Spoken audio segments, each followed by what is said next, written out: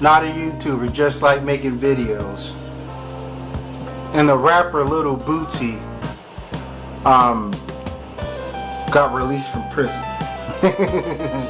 And people are acting like this is some sort of monumental occasion and so forth. They said it on the radio. They were like, like Little Bootsy's coming home. Alright, okay. I'm saying, well, what's he gonna do? Yeah, he's gonna make more of the type of rap music tripe that we have become accustomed to. Saying, because that's what we need. We need more rap music for some. We need it. I'm like, I get. I'm like, right now it's a hip hop. We got a rap overload, with all the mixtapes out and so forth. That's exactly what we need right now. I think right now it's just complete overkill and so forth. But let's take a look at Little Bootsy getting out of jail. He's not that great of a rapper, you know what I'm saying? I don't care for his music or his ilk at all. I'm like, his voice is irritating. It's kind of like listening. I'm like, he sounds like a female with a raspy voice. I'm like, his voice sounds like a bird of prey screeching. And I can't get into his music. I know it's for the younger crowd, but wait up, easy, back it up. He's like, when I read it, he's like 31 years old. I'm like, 31. I'm like, that's not 31 is not. That's not too far off for me. I'm 37 years old. So I'm thinking that some of these rappers is just young and stupid, but shit, I understand. Maybe they saying 30 is the new 20 or whatever.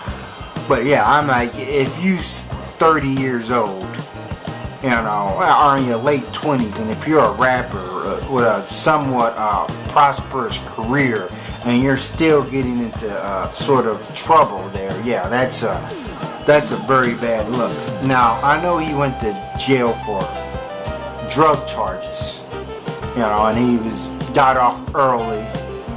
But you know what I'm saying, he was somehow he was on trial for the murder case, but got acquitted. But supposedly they say he was involved or whatever, but who knows.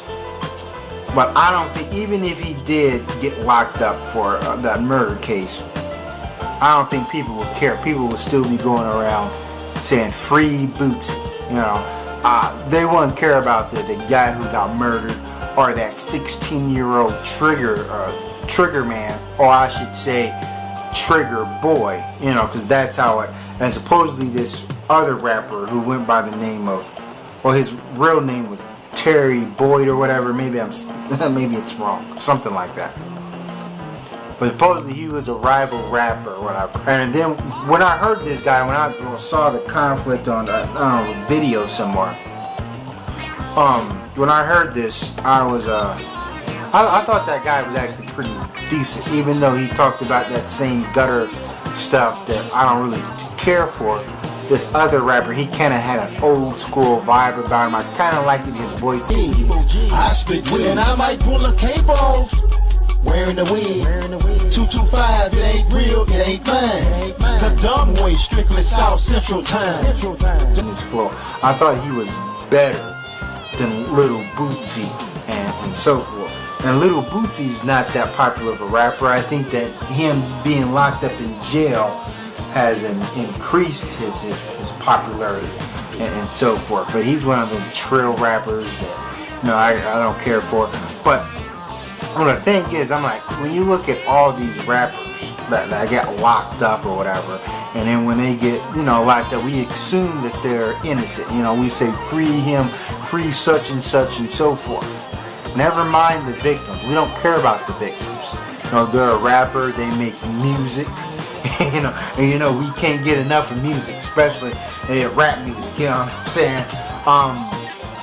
But you know what I'm saying? We assume that they're innocent and so forth, without even knowing the facts, without even even knowing much the schematics of the case and so forth. And we don't care about whatever victim even if the rapper's innocent or whatever, or he's guilty, there may be some victim, somebody got killed, somebody got shot, but we can care less. We just care more about the rapper, if he's going to get out so he can make us some good music. And a lot of times when rappers do get out of jail, the music they make afterwards is usually trash. I'm like, it's garbage. So a lot of them didn't make good music in the first place. But like take Shine or whatever. You know, we assumed that he was innocent or whatever. Then never mind the black woman who got shot in her face. But I never thought Shine was a good rapper anyway. I'm like, he had a good flow and a voice, but he sounded like Biggie. But you know, he came out of jail and his music was just it was terrible. You know what I'm saying? He's one of like the worst rappers now. I mean, if you actually hear his new stuff, I'm like, man, I would think the same thing with Old Dirty Bastard, rest in peace. You know what I'm saying? He went to jail, and for a lot of these guys, it's their own fault. I'm like, Old Dirty Bastard could have got probation, but he cussed out a judge or whatever. Like, dude was a nutcase. But then again, that's what he talked about. He talked on his rap albums, he was real crazy. You know, and he was off the hook. You know what I'm saying? He was uncanny. He was off the chain. So I guess that you know what I'm saying, that's life imitating art. Alright, so, and think about it, a lot of these rappers, well, they talk about the street life, you know what I'm saying? They're gun-ho with it. You know what I'm saying? They talk about that life. They talk about busting caps or whatever. But then when they go to jail for something, then we're all like, oh, you know what I'm saying, they're innocent and so forth. You know what I'm saying? We assume, you know what I'm saying, we want them freed because they make music and that's the most important thing. You know, but like when Old Dirty Bastard got out of jail, you know, everybody saw that VHS special. Well, what happened there? You know what I'm saying? I'm like, he was whack. He came out, he didn't have no lyrics or whatever. I'm like, that's the thing. I'm like, if you're in jail, you should be spending time in there practicing your flow, writing shit down. I'm like, you got nothing else better to do.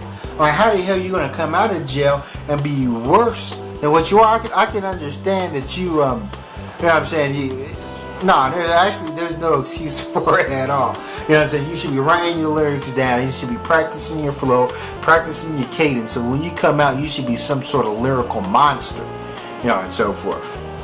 But man, a lot of these rappers, you know, I'm like, some of them didn't even have a rap sheet until they got into the rap game or whatever. Because I'm like, I can understand these rappers. They saying, well, I come from the streets. I was a drug dealer. I was a gangbanger. I want to turn my life around. But a lot of them don't. They come in with whatever they had going for them on the streets. They bring it right into the rap game and make the rap game very chaotic. I'm like, you know, when people say about, is rap music a negative influence? Is it making people do stuff? It don't matter. I'm like, look what these rappers are involved in. And some of these cool kids seem that is their way. You know, and so forth. Like all the drama, you know what I'm saying, being shot at and so forth. I can understand a lot of these rappers are targets because of what they got. People are going to rob them, but a lot of these rappers piss people off. They're hanging around the wrong crowd and so forth.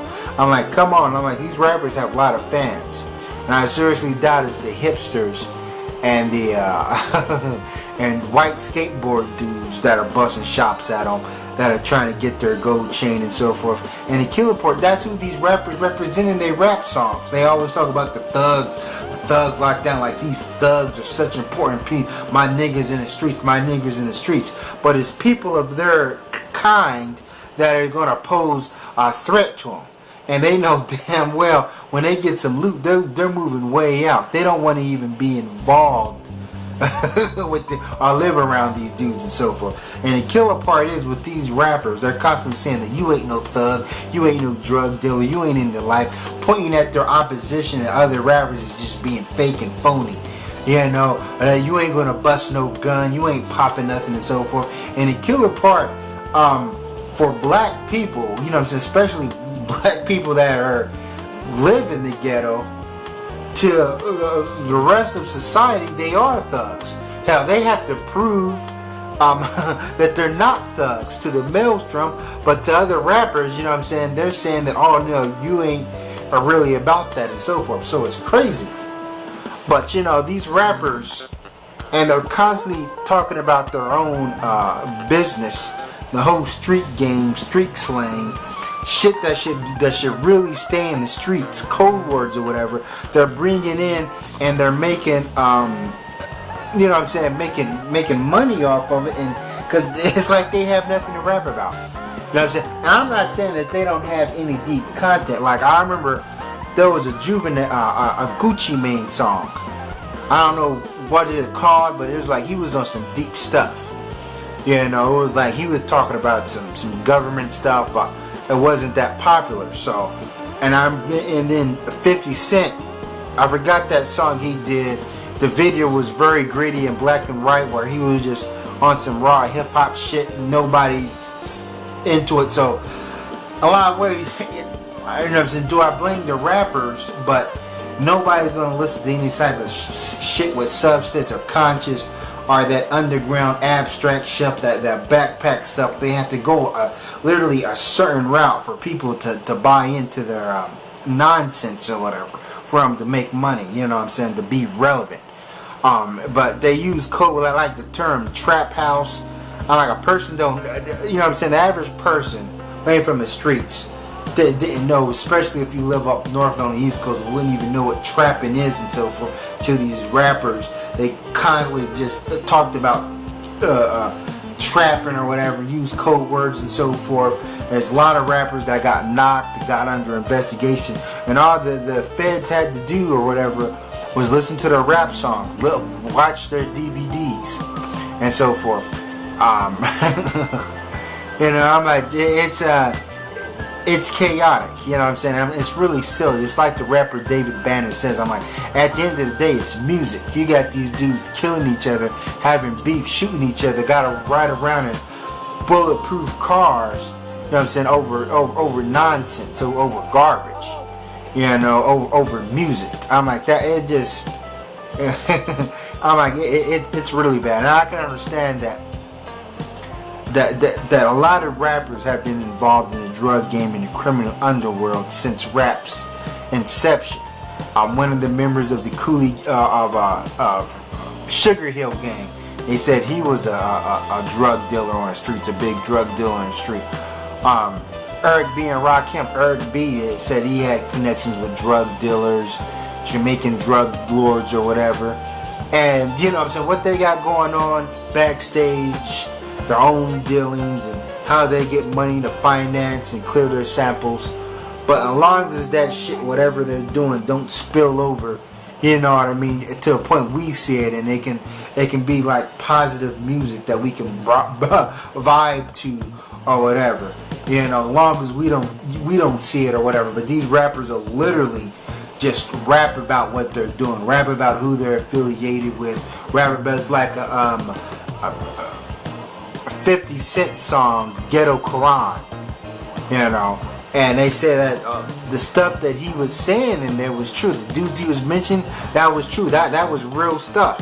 But to me, I feel that doesn't, you know what I'm saying, that was just way too, I would say, blatant. You know what I'm saying? He was just saying names or whatever. I think shit like that, you know what I'm saying, should stay in the streets. I'm like, if you are going to talk, you know what I'm saying, about real drug dealings that go down, you should do it in like such a more of an artistic, abstract, or a way that, you know what I'm saying, that a lot of people won't get. You know what I'm saying? A way that is sort of, I don't know, somewhat more, I don't know, can't think of the word I'm using, generic. But still, you know what I'm saying, these rappers, you know what I'm saying, they got a hold on the black community, you know what I'm saying, the black commonwealth. They got a strong hold on kids. I'm like, when we want to talk about when the most important thing that happened, you know what I'm saying, when we talk about the release of a mediocre rapper, him coming home making music, and let's face it, there's too many rappers. There's too many black men that want to rap, you know what I'm saying. Right now it's not even interesting. You know, want to rap, want to pursue a rap career, get their boys, get their movement going on. And the thing is with rappers, especially when you deal with mainstream rappers, they have to give you the image that they're already successful. You know, it's not like no rags to riches story anymore. It's like reaches the riches. You know what I'm saying? Like they're already balling. Like they already got this strong movement. Like you got to get behind this or whatever. I didn't already, what the young Jeezy said, I already had a $500,000 or whatever before I went into the rap game and so forth. Like they're already paid. You know what I'm saying? So, you know, what's the purpose? So therefore, a lot of people, aspiring rappers, they know that they have to have money and these connections or whatever to get in. So therefore, they're going to go into the trap game and the drug game, you know, just to make money, just to start their movement or whatever. It's pretty sad.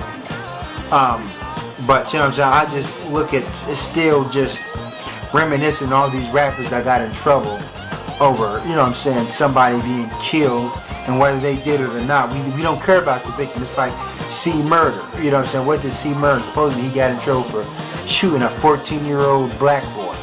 Which whether he did it or not, a black boy's dead, you know.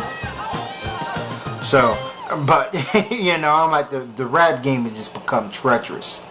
And the killer part is the mainstream rappers, you know what I'm saying, that are more, you know what I'm saying, into this gangster stuff and into the problems, you know what I'm saying, the rappers that we see visible. I could see if it was like these underground rappers that you never heard of. And back in the day it was like X-rated, you never heard of these guys or whatever. So, you know what I'm saying, them getting, you know what I'm saying, caught up or whatever is just, it's not big news. It doesn't have much of an influence and impact. But, you know what I'm saying, but we're seeing the biggest rappers, you know, platinum selling rappers, dudes whose songs are being played on the radio over and over and over again, like a rat on a running on a running mill and so forth, a hamster on a running mill. Now, but yeah, I'm saying too many rappers, man, and we need what we really need more teachers. You know what I'm saying? Maybe I'm part of the problem because I'm not a teacher, but need more black teachers, black male teachers.